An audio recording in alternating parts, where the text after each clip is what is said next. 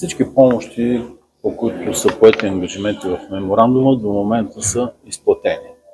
Единственото, което продължава като процес, но то е процес, подчертавам, това е процес на преговори с Европейската комисия и по-точно с комисаря Войчеховски и директора на главна дирекция, директор на дирекция, е това да отпаднат таваните по украинската помощ, както я наричаме разговорно.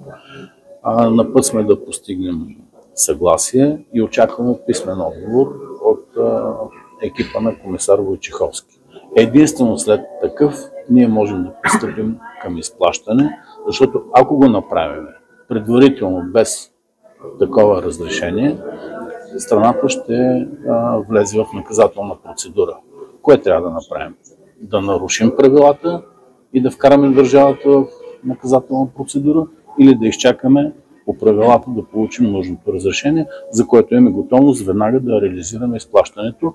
Това е един от основните мотиви на дигащите шум животновъди за оставка, за протести, ще колят животни. Крайно време е да разберем всички, че нормалният свят работи по правила.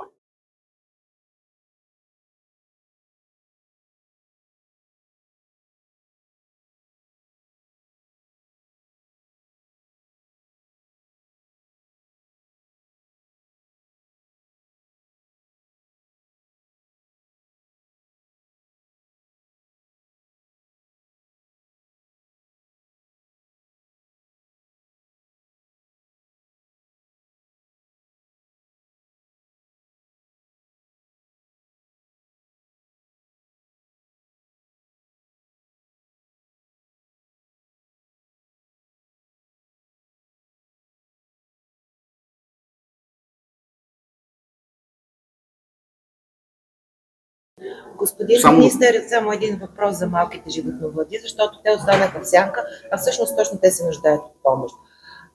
Не знам дали сте наясно, но мандрите, някои от тях са собственост на тези, които протестират, се канят да протестират животновъди, отказват да изкупуват на малки животновъди мляко, в резултат на което те не могат да докажат произведеното мляко и всъщност да вземат субсидии.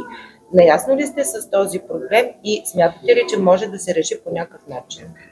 Първо по закон, никой няма право от днеска за утре да откаже изкупуването на мляко. Трябва да има договор между доставчик и преработвател или търговец, ако искате.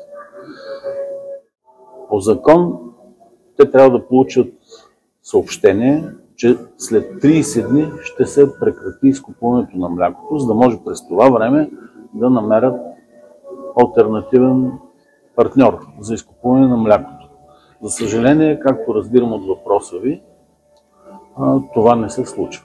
Трябва да има договор между производител и доставчик на мляко и срока е 30 дни, а не от днес за утре. Нека всеки да си потърси правата както трябва и да спазва също правилата, за които започнахме от началото да говорим.